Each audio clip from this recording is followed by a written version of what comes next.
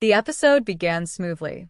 Graham Norton, in his usual irreverent style, warmed up the crowd with jokes about British politics, celebrity scandals, and the unpredictable nature of live television.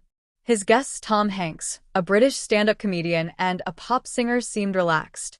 Harry, however, appeared stiff from the very beginning. Seated in his tailored suit, Harry smiled politely but rarely laughed wholeheartedly. When Norton teased the singer about his recent haircut, Harry barely chuckled. When Tom Hanks joked about aging in Hollywood, Harry forced a laugh. Observers noticed that he seemed more concerned about his posture and image than about enjoying the banter. And then the introduction came. "Ladies and gentlemen," Norton said with his signature flourish, "please welcome Prince Harry." Or maybe just Harry, depending on how royal he's feeling tonight. The audience laughed. It was classic Norton. Cheeky, lighthearted, meant to break the ice. But the ice didn't break. It cracked. The conversation turned to Harry's charity work. Norton asked him whether he preferred to be introduced as Prince Harry or just Harry. Harry hesitated before replying that Prince is part of who I am, but at the end of the day, I'm Harry. That's when Tom Hanks leaned in with a smile. "In America, we don't really do titles," he said. "We tend to call people by the work they do, not the titles they keep after resigning. Back home, you'd probably just be Harry the charity guy, or maybe Harry from California." The crowd roared. Norton chuckled. Even the other guests laughed. But Harry? He didn't. The camera caught his awkward smile, a forced tightness around the lips. He shifted in his seat, leaned forward, and began explaining the significance of heritage, service, and why titles still matter as symbols. Hanks didn't interrupt. He just smiled knowingly. But his silence carried the weight of judgment. Harry was trying too hard. What made the exchange sting wasn't just Hanks' comment, it was the crowd's reaction. The audience sided with Hanks, not Harry. They laughed with the actor, applauded his words, and sat quietly when Harry tried to defend himself. That silence spoke volumes. In a show built on energy, laughter, and applause, silence is brutal. It left Harry looking exposed, as if he had missed the joke and the point. For many viewers, it symbolized exactly why Harry's public image has deteriorated. He takes himself too seriously, clings too tightly to things most people don't value anymore, and seems incapable of laughing at himself. It didn't take long for commentators to connect Meghan Markle to the moment.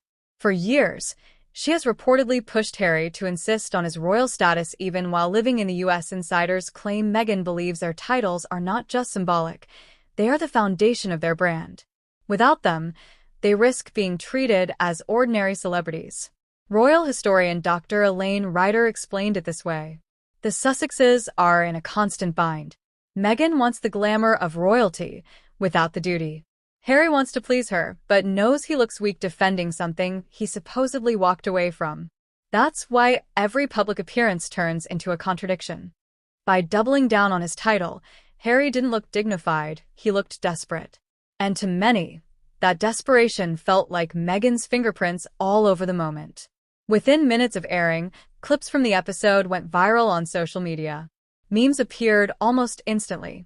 One showed Harry sitting stiffly with the caption, "Prince of Overreaction." Another juxtaposed Hank's laughter with Meghan's face, suggesting she was the invisible director behind Harry's discomfort. Twitter, TikTok, and Instagram buzzed with commentary. Some Americans defended Harry, saying Hanks had been too sharp. But most sided with the actor. One viral tweet summed it up. "Tom Hanks just reminded Harry what we've all been thinking. You can't walk away from the monarchy while demanding everyone still call you prince." In Britain, the reaction was harsher. Several tabloids ran headlines the next morning mocking Harry's humiliation. The Daily Mail called it the night the prince became the punchline. The Telegraph suggested Hanks had done what the palace never could, cut through Harry's self-importance with a single line. The incident gained further traction because it echoed history. Royals have stepped back before, some gracefully, others less so. Edward VIII, who abdicated in 1936, became the Duke of Windsor. He no longer insisted on being king, though he maintained dignity through his new role. Princess Diana, stripped of her royal highness, remained beloved as simply Diana. Her authenticity mattered more than protocol. Prince Andrew, disgraced, has largely faded from public life without public insistence on his title. Harry's situation looks different. Unlike his predecessors, he is trying to both step back and reject the monarchy's control while clinging to its symbols. It is a contradiction the public sees clearly, even if he doesn't. Tom Hanks wasn't just another guest.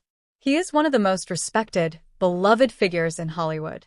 His reputation as America's dad is built on decades of humility, service, and relatability. So when he gently but firmly undercut Harry, it carried unusual weight.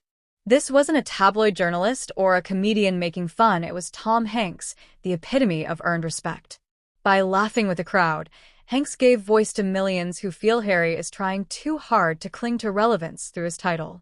Why, then, do Meghan and Harry continue to emphasize their titles? For Meghan, the reasoning seems simple: brand power. Without Prince Harry and Meghan, Duchess of Sussex, they risk being relegated to the margins of Hollywood.